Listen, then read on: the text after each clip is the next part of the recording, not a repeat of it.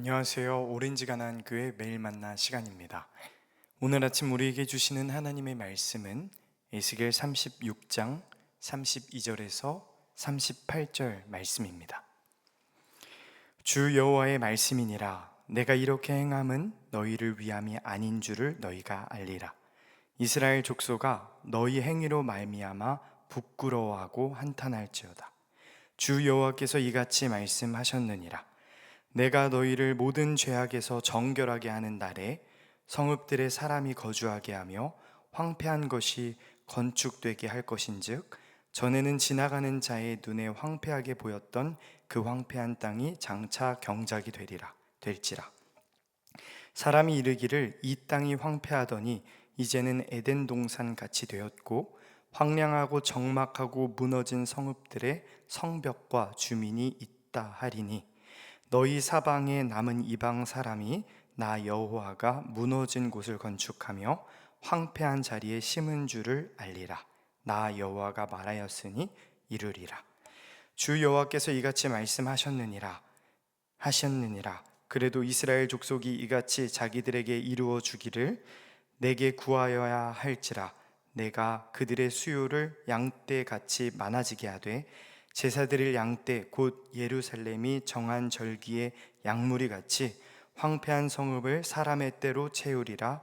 그리한즉 그들이 나를 여호와인 줄 알리라 하셨느니라. 아멘.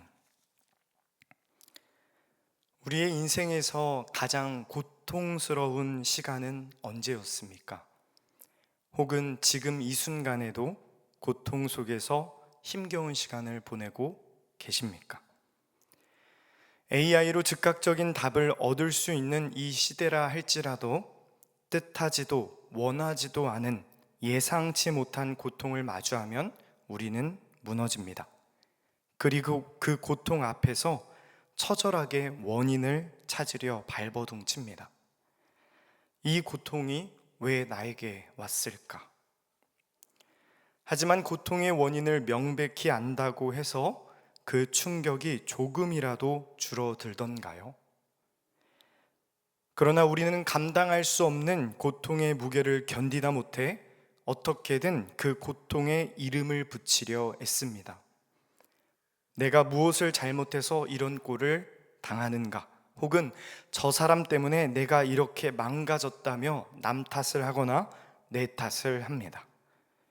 그 비난의 끝은 결국 자기 존재를 향한 비하와 혐오로 이어집니다. 차라리 내가 이 세상에 태어나지 않았더라면, 스스로를 무너뜨리거나 누군가를 원망하며 우리 모두는 각자의 속도로 존재의 끝을 향해 위태롭게 걸어갑니다. 오늘 말씀은 이름 붙일 수 없는 고통 앞에서 이름을 붙일 수 있는 고통 앞에서 이 거대한 고통이라는 현상을 우리가 어떻게 바라봐야 하는지 실마리를 제시하십니다. 말씀으로 깊게 들어가기 전 오늘 우리는 잠시 죄라는 낯선 개념을 통해 이 아픔의 진실을 깊이 파헤쳐 보려 합니다. 죄라는 단어가 나오자마자 거부감부터 드시는 분들이 계실 것입니다. 저도 그랬기에 너무나 잘 알고 있습니다. 그러나 잠시 마음을 열고 들어보시면 이 진실은 여러분의 영혼에 깊은 유익과 안식을 줄 것입니다. 성경이 말하는 죄란 과연 무엇일까요? 죄는 메타포, 은유입니다.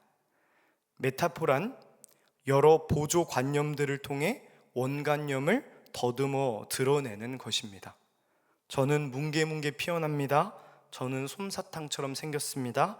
때로는 검은색이 될 때도 있고 때로는 양털처럼 하얀색이 될 때도 있습니다. 저는 물을 머금었다가 비를 내립니다.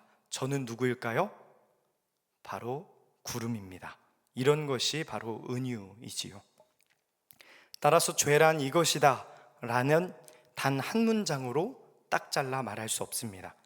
우리의 내면과 외부에서 일어나는 수많은 아픔과 현상들이라는 보조관념들을 통해 그 밑바닥에 도사린 죄라는 원관념을 찾아가야 합니다. 성경은 하나님과의 관계가 끊어진 것을 죄의 시작이다라고 말합니다. 그렇다고 하나님과의 관계가 끊어진 것이 죄다 하고 펜을 툭 내려놓으면 안 됩니다. 죄의 다양한 현상들을 계속해서 발견하지 못하면 죄를 통해 우리에게 말씀하시는 하나님의 진짜 마음을 읽어낼 수 없기 때문입니다. 하나님의 말씀은 하나님과의 단절뿐만 아니라 시기, 질투, 교만, 비교 등으로 자신의 내면을 파괴하는 것도 죄라고 말합니다.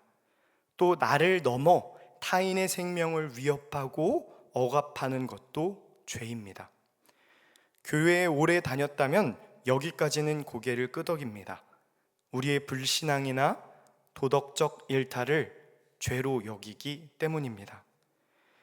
그래서 교회를 다닌 지 얼마 되지 않은 분들은 계속해서 스스로를 죄인이라고 하는 교인들을 보며 마음속에 거대한 물음표가 뜹니다. 왜 그렇게까지 나는 그렇게까지 죄짓고 살지 않은 것 같은데, 이제 더 이상 회개할 것이 없는데 언제까지 와닿지 않는 이 말, 나는 죄인입니다 를 반복해야 할까 조금 답답하네. 이런 질문하면 이상하게 볼까봐 꾹 삼킵니다. 그러나 성경을 더 깊이 있게 읽어보면 죄의 영역이 단순히 불신앙과 도덕적 일탈을 넘어서고 있다는 것을 발견하게 됩니다. 죄의 영역은 우리가 가정을 통해, 사회를 통해 배운 익숙한 내용을 넘어 상상할 수 없을 만큼 넓다는 것을 깨닫습니다. 예수님은 나면서부터 걷지 못하는 사람을 고치시며 이렇게 말씀하셨죠. 뭐라고 말씀하셨죠? 내 죄사함을 받았느니라. 하나님의 말씀은 유전적인 질병, 노화로 늙어 죽음을 맞이하는 이 피조세계의 한계 역시 죄의 현상이라고 말합니다. 우리의 연약함도 유한함도 모두 죄의 그늘 아래서 이루어지는 죄의 현상입니다. 예언자들이 고발했던 가난한 자를 짓밟는 경제 구조, 힘 있는 자들의 카르텔, 약자들을 배제하는 폭력, 하나님이 만드신 생태계를 훼손하는 일, 불의를 보고 침묵하는 방관, 참된 삶을 살아내지 못하는 이 모든 아픔이 바로 죄의 현상입니다. 이 엄청난 사실 앞에서 우리는 무엇을 깨닫게 됩니까? 우리가 여러 죄의 현상을 통해 알 수 있는 것은 죄만큼이나 인간의 실존을 자세하게 설명할 수 있는 메타포가 없다는 사실입니다.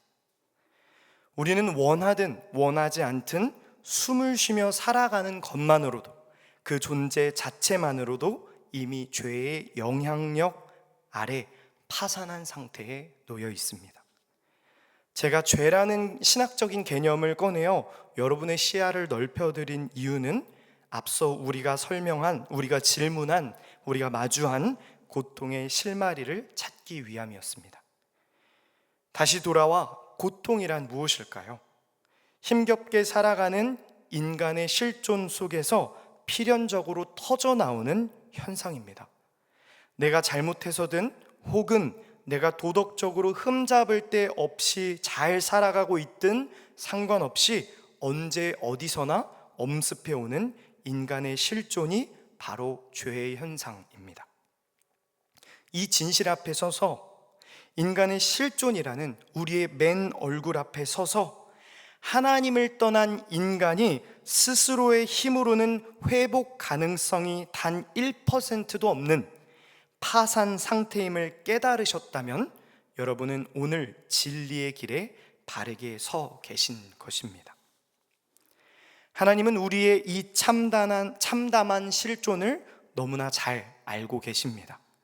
죄의 영향력 아래 갇힌 우리를 향해 하나님은 솔직한 마음을 담아 에스겔 36장 32절에서 34절까지 그 마음을 흘려 보내주십니다. 우리 함께 읽어볼까요? 주 여호와의 말씀이니라. 내가 이렇게 행함은 너희를 위함이 아닌 줄을 너희가 알리라. 이스라엘의 족속아, 너희 행위로 말미암아 부끄러워하고 한탄할지어다. 주 여호와께서 이같이 말씀하셨느니라. 내가 너희를 모든 죄악에서 정결하게 하는 날에 성읍들에 사람이 거주하게 하며 황폐한 것이 건축되게 할 것인즉 전에는 지나가는 자의 눈에 황폐하게 보이던 그 황폐한 땅이 장차 경작이 될지라. 아멘. 우리가 잘 알고 있는 일반적인 예언서는 회개하면 다시 복을 주겠다라는 조건문 형식을 띱니다. 그러나 에스겔에서는 그런 조건이 일체 등장하지 않습니다. 하나님은 애초에 이스라엘의 회개나 공로에 일말의 기대도 두지 않으셨습니다. 하나님의 마음으로는 하나님을 원하면서도 육신으로는 가증한 일을 반복하고 약속을 번복하는 그들을 보며 죄의 그늘 아래서 한치도 걸어 나오지 못하는 그들을 보며 깊은 한숨을 내쉬십니다. 이제 하나님은 회복의 근거를 이스라엘에게서 찾지 않으십니다. 어차피 인간은 하나님께 돌아와도 또 떠날 것을 아시기에 그들에게 구원의 조건을 걸지 않으십니다. 대신 하나님은 회복의 근거를 오직 자기 자신에게 두십니다. 어제 매일 만나를 통해 들은 말씀처럼 이스라엘이 이방 민족에게 짓밟히며 모욕당한 하나님의 거룩한 이름을 되찾기 위해 하나님은 친히 회복을 선언하십니다. 오직 나를 위하여, 나의 거룩한 이름을 위하여 이 일을 행하겠다 말씀하십니다. 그런데 이 말씀을 들으면 솔직히 조금 섭섭해집니다. 지금까지 우리가 익숙하게 들어온 하나님이라면 그래도 내가 널 사랑하잖아, 내가 더러워도 눈 감아줄게, 너를 위해 회복을 시작할게 라고 말씀해 주셔야 할 것 같은데, 하나님의 명예와 자기 보호를 위해 이스라엘을 구원하시겠다, 이 말씀은 어딘가 낯설고 서운하게 다가옵니다. 끊임없이 하나님을 배신하면서도 죄인인 우리는 참 염치도 없이 이런 섭섭함을 느낍니다. 우리의 그런 연약함을 잘 아시듯 하나님은 이렇게 말씀하십니다. 뭐라고 말씀하시나요? 내가 너희를 모든 죄악에서 정결하게 하는 날에. 비록 회복의 근거도 하나님 자신이고 그 명분도 하나님의 이름을 위함이라는 말씀을 하셨지만 그 놀라운 회복의 대상은 다름 아닌 우리였습니다. 우리를 깨끗하게 씻기시고 태초에 아담과 하와를 지으셨던 그 순수했던 모습으로 하나님의 형상으로 우리를 온전히 재창조하시겠다는 약속이었습니다. 하나님 부르면 주님이 왜 내 아들아, 내 딸아 말씀하시며 가장 친밀하게 눈을 맞추시던 그 에덴의 품으로, 보시기에 심히 좋았다 말씀하시던 그 처음의 날들로 하나님과의 관계로 우리를 기꺼이 되돌리시겠다는 것이었습니다. 왜 하나님은 이런 고단수의 방법을 택하셨을까요? 그것은 바로 죄와 때려야 뗄 수 없는 파산한 우리에게 내 힘으로 뉘우치고 회복해봐라 라는 율법의 무거운 짐을 다시 얹고 싶지 않으셨기 때문이었습니다. 내 안에 깨어져 버린 의로움을 쥐어 짜내며 구원과 해방을 향해 끝없는 공로의 탑을 쌓는 그 헛된 수고를 이제 그만 멈추게 하려 하셨기 때문이었습니다. 이제 사랑의 하나님은 말씀하십니다. 이제 회복의 근거는 온전히 나에게 있다. 내가 책임지고 너를 건져내겠다. 우리 인간의 언어로는 다 담을 수 없는 이 소망의 메시지가 오늘 우리의 시린 심장을 적십니다. 하나님의 가장 섬세하고 따스한 배려로 우리의 무너진 삶을 그분의 통치와 주권 속으로 초대하시는 그 사랑의 음성에 기꺼이 반응하며 나아가는 저와 여러분 되기를 소망합니다. 이후 하나님은 황량하고 적막한 성읍을, 그 무너진 곳들을 보수하시며 끊어졌던 생명을 다시 심으십니다. 그리고 그 생명을 다시 살리십니다. 마지막으로 38절 말씀 함께 읽겠습니다. 제사 드릴 양 때 곧 예루살렘이 정한 절기의 양무리 같이 황폐한 성읍을 사람의 때로 채우리라. 그리한즉 그들이 나를 여호와인 줄 알리라. 아멘. 하나님은 우리의 무너진 삶을 모두 회복시키시며 마지막으로 우리의 정체성을 회복시키십니다. 여기서 제사 드릴 양떼라는 것은 단순히 인구 수만 늘어난 가축 집단을 의미하는 것이 아닙니다. 하나님께 온전히 바쳐지도록 특별히 구별된 제사장적 공동체를 의미합니다.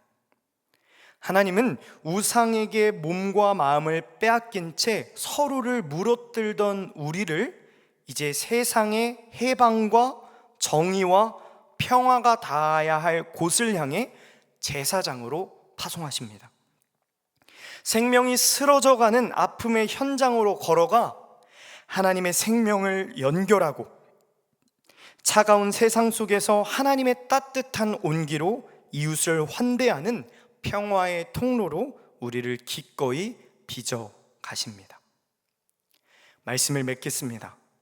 우리가 마주한 감당할 수 없는 고통을, 이름 붙일 수 없는 고통을 깊게 들어갔을 때 우리는 이것을 발견했습니다. 그것이 무엇이었습니까?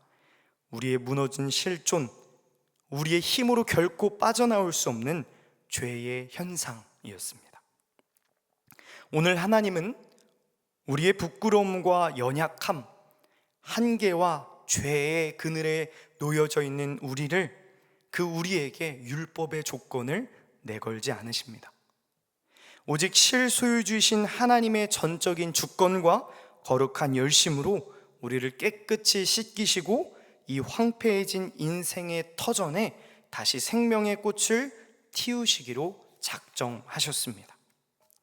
오늘 말씀은 우리에게 스스로의 의로움을 증명해보겠다고 율법의 탑을 쌓던 그 헛된 수고를 내려놓으라 말씀하십니다. 우리의 삶의 진정한 실소유주이신 하나님께 주권을 온전히 돌려드려라 말씀하십니다. 사랑하는 여러분, 불안과 우울, 상처와 죄의 잔해 속에서 주저앉아 눈물을 흘리고 계십니까? 더 이상 이 고통에 이름을 붙일 수 없다, 고통의 원인을 알 수 없다, 길을 잃고 방황하고 계십니까? 하나님은 하나님의 거룩한 열심으로 우리의 영혼을 소생시키시고 하나님의 이름을 위하여 우리를 의의 길로 인도하십니다. 우리를 세상의 짐에 짓눌린 그 자리에서 불러내어 생명이 쓰러져가는 여러분의 삶에 하나님의 생명을 흘려보내십니다. 찢긴 이웃들을 품어 안는 평화의 통로로 여러분의 정체성을 다시 회복시키십니다. 이 무조건적인 은혜와 생명의 통치 안에서 오늘 하루도 내 삶을 주님께 온전히 의탁하며 승리의 길을 걸어가는 저와 여러분 되기를 주님의 이름으로 간절히 기도하겠습니다. 하나님 아버지, 내 힘으로 고통을 해결하려 발버둥치고 의로움의 탑을 쌓으려던 헛된 수고를 오늘 이 시간 주님 앞에 내려놓습니다. 파산한 우리를 탓하지 않으시고 오직 주의 거룩한 이름과 전적인 은혜로 우리를 깨끗이 씻기사 생명의 터전으로 불러주심에 감사드립니다.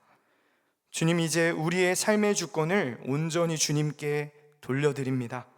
이제 우리를 쓰러져가는 생명을 살리고 찢긴 이웃을 따뜻한 온기로 품어 안는 거룩한 양떼로, 제사장적인 공동체로, 선교 공동체로 삼아 주시옵소서. 황폐해진 우리의 일상과 삶의 터전 위에 주님의 생명과 평화가 넘쳐나게 하실 주님을 기대합니다. 주님만을 소망합니다. 회복시키실 주님만을 의지합니다. 말씀으로 우리를 이끄시고 말씀으로 우리를 살리시는 예수 그리스도의 이름으로 간절히 기도드리옵나이다. 아멘.